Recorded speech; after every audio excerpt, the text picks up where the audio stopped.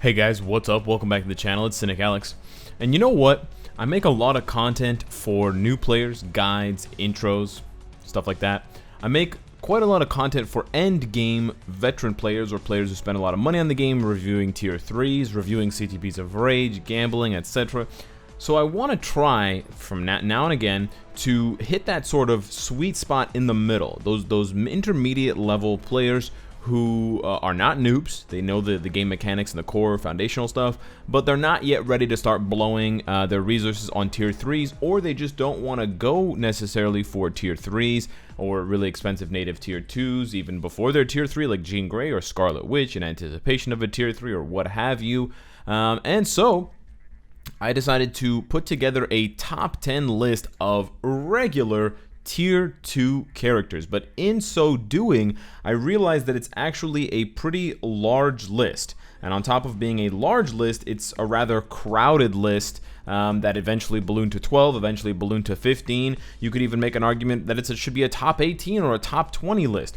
So rather than making a top 20 list, because that's dumb and it's not catchy and it's not YouTube algorithm friendly, I decided to make 3 lists. That's right. And unfortunately, some characters still did not manage to make any of the lists, but we will go through them all now. So the original list, the basic top 10 tier 2, non-tier 3, non-native tier 2 list is as follows. And I don't actually want to go and talk about each individual character. You should know by now why these characters are good, but I want to explain the reasons why I excluded certain characters, and then I want to explain just a couple of characters in the list themselves. So I excluded tier 3 characters because chances are you're going to get that character to tier 3 if you've already invested in them tier 2. But the more interesting question is, okay, you're investing in Captain America because you know how great he is at tier 3 and you're eventually going to get him there. Or you're investing in Doctor Strange to finish the epic quest and then you'll eventually get him to tier 3, and so on and so forth. But outside of those characters, there's less clear of a goal or a progression to, well, why should I max out Minerva? Why should I max out, Ronan? And because these characters have a much lower ceiling and a much closer end. You could max one of these characters out if you have the resources to in a couple of weeks to a month. Whereas for these tier 3s, it could take you much longer, and it could be much more guided by RNG, which can be frustrated, getting books and getting CCF. So it's important to exclude tier 3s, which also excludes all of those strong tier 2s who can get to tier 3, i.e. Captain America, Sharon Rogers, Luna Snow, even Captain Marvel with her new uniform. Those characters should be excluded from this list automatically because their ceiling is much, much higher.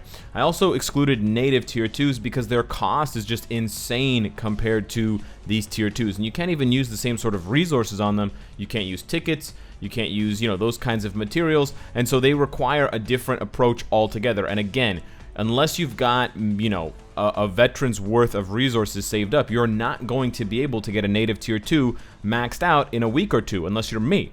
So, that's why there's obviously a huge disparity when you compare a character like, even for blast types, Psylocke and Scarlet Witch. While they're both actually very strong, and some might say that Psylocke is better than Scarlet Witch now with her uniform, Psylocke is way easier to rank up and develop and max out compared to Scarlet Witch. Now, if you don't have the crystals, it's a different story, but if you go down that list, Human Torch is not that far away from Scarlet Witch to be that much cheaper. The other thing I wanted to consider at large when looking at the list is not only the character's cost, and also, of course, the character's maximum potential, but also the character's future potential. So characters like Human Torch are quite high on the list, and actually Invisible Woman makes this first list because of the fact that they are going to be getting uniforms in the future. Additionally, while a lot of people will point out, Cynicalex, didn't you say Molten Man was better than Minerva? I did, for ABX at the very least, but Minerva has a uniform, and she could still get more uniforms in the future. She has all defense down, which is never going to go out of style. Molten Man is a pretty obscure character to begin with. He may never get another uniform. So Molten Man's future potential, I would say, is a lot worse or not nearly as bright as Minerva's future potential, or even someone like Ronan, who could get yet another uniform. So that is how the first list shakes out. I put a little asterisk next to Gambit Nick Fury and Spider-Man 2099 and Ghost Panther, because of course you have to pay to get them, or you have to get super lucky from a premium hero chest from a reward, and then you have to drop tickets on them to get them to tier 2. But that is how the list of top 10 tier 2s shakes out when we remove tier 3ables, when we remove native tier 2s. Honorable mention, very, very honorable, super high honorable mention to Weapon Hex and Rescue, who are absolutely good enough to be on this list. And if you wanted to be more aggressive about your spending and you wanted to take out some characters like Minerva and like Molten Man, you could absolutely put Weapon Hex and Rescue on these lists. They are both very worthy of being at least in the bottom 5 there, with the Minervas and the Ronins and the Molten Mans, etc. How likely are they to get uniforms in the future? Not very likely. But are they strong now? Yes, both as regular characters and in the case of Weapon Hex as a support. But in so doing this list, as I mentioned, I also realized that there's a lot of other characters that I want to talk about in some way or another, but I just can't because there's just not enough space on a top 10 list. So I decided to make another top 10 list of the same criteria. It has to be a tier 2 character that's not native tier 2 or tier 3able, but this second list that you're looking at now excludes actual paid characters. So even if you do get lucky and pull a character out of a premium hero chest, they will not be considered for this specific list, but I will still be considering crystal characters for this list, because you can farm crystals for free, and even though it might take months to get those crystals, once you get the character, it's not going to take you months to build them up necessarily. So with that being said, we can see that while the top remains pretty much the same, obviously you have a huge shift in characters like Minerva and Ronin moving up, Invisible Woman moves up, and then we've got the introduction of Winter Soldier, who is excellent and only requires a uniform to be great. Same thing goes for Mysterio, and then we have Sabretooth and Victorious.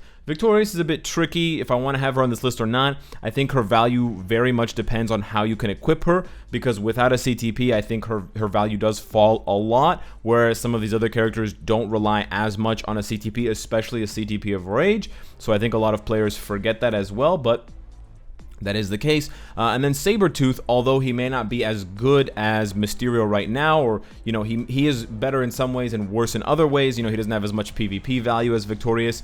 Sabretooth is much more likely than almost any other character on this list to get a uniform. I would say after Human Torch and Invisible Woman, who we know are getting uniforms, Sabretooth is right there on the list to get a uniform next, because we know Netmarble loves mutants and loves the X-Men updates. They love to milk that stuff. So there's no doubt in my mind. Emma Frost got a uniform super fast. We'll be seeing one for Iceman and Sabretooth probably in a year or less, and I'll guarantee that.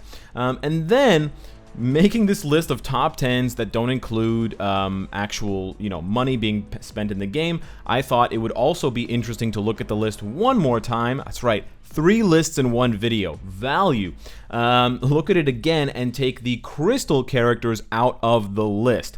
So we lose Psylocke, we lose Invisible Woman, we also, by product of losing Invisible Woman, we lose Victorious, and here is what the absolute most free-to-play friendly, yes, the CTP of Transcendence list of top 10 tier 2s, excluding tier 3s, excluding native tier 2s, excluding your wallet, and excluding your crystals. If you just log into the game and then log out of the game, these are the characters that you want to invest in. Human Torch, Molten Man, Minerva are obviously still there. We got the Ronins and the Winter Soldiers, but then we've got Morgan Le Fay coming in. We've got Mysterio. White Fox actually shouldn't be there because she costs crystals. But in this case, it does still take into consideration characters who have uniforms. So that is the justification for White Fox. I know I said I wasn't going to introduce crystal characters, but there is a huge difference between, you know, the 6,600 for Psylocke or Invisible Woman versus 1,050 for Winter Soldier. And while you might have to spend 2 or 3 purchases for White Fox, it's either 1,500 crystals or it's 2,200. That's still 1/3 of, you know, Psylocke or Invisible Woman. So you could get 3 White Foxes in terms of how many crystals you're spending before you could get one of those other characters. So that is why White Fox is there. Mysterio is obviously there. Crystal, War Machine, they all need uniforms. Morgan Le Fay, Molten Man, and Human Torch right now are the only 3 who don't have uniforms at all. And I actually believe I do have a video from a few months back where I looked at top 10 characters without uniform. So those characters would be the ones to consider. I may have included native tier 2s on this list, like Doctor Doom and Strife, but those would be the ones to look for if you don't want to spend absolutely any crystals at all. But you can even see in the top 5, there's already a couple there that don't require any crystals. Interestingly enough, and this was pointed out by a fan on Discord, a lot of combat villains make up all 3 of these lists, but there aren't any combat heroes. Now, Captain America, Mr. Fantastic, Wolverine, Black Panther, Hulk, those characters are either tier 3able or in Hulk's case, not very good. But it's just interesting to see the difference and the imbalance there. And I can partially attribute that to Netmarble's desire to sort of push the combat villain meta in order to make more money for ABX and force players to rank up multiple characters over the course of a year for the same game mode. And that's probably the reason why they did that. And then, you know, it just so happens that the combat heroes are much more popular in the MCU and generally speaking, so they go ahead and they get their tier 3. It also speaks to Netmarble's clear bias towards heroes versus villains, but, you know, in this case, we actually can take advantage of it in the case of having really strong combat villains who don't need uniforms or who don't need a lot. So this list is basically put together to give those mid-level players ideas for which characters they should max out that aren't tier 3. So these are characters that you can put Awakened ISO 8 on, you can put very good Obelisk or possibly CTPs on, you can give them 4 and 5 star Uru. These characters are going to be good pretty much forever, and they also have a high potential, you know, very high possibility of getting a uniform in the future. You know, Gambit, there's no way he's not going to get a uniform in the next, you know, 365 days. We know Human Torch is getting one. We know Invisible Woman is getting one. Ronan's probably going to get one sooner or later. And then all of these other characters, they either have, you know, super powerful effects like all defense down, mind control, or they have incredible value as strikers and as supports with, you know, increased damage to supervillains, increased fire damage, a healing little drone that follows you around, all defense down as a striker, so on and so forth. So let me know what you think of the trifecta, the triple, the triforce of lists. Hit me up in the comments with your ideas and your suggestions and how maybe you would take on the list if you were doing it yourself.